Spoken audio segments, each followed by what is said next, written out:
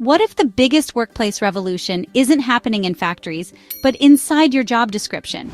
Artificial intelligence isn't just automating tasks, it's reshaping how we work, how we lead, and even what it means to be human.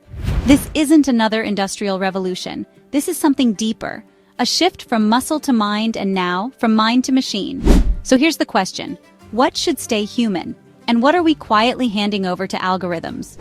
Most leaders say we need more digital skills, but most employees don't feel ready. And maybe the real challenge isn't technical. Maybe it's human.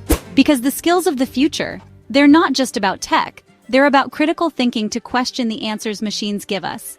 They're about ethical judgment to understand what machines can't feel. They're about creativity because true originality can't be automated. They're about empathy because only humans speak the language of emotion. So now we face a choice. Are we building systems that only maximize efficiency, or ones that also protect dignity? The future of work isn't a battle between humans and algorithms. It's a conversation about value, about trust, about what we refuse to delegate. Because before AI reshapes us, we have to decide who we want to be. Follow ActNow for Planet Earth.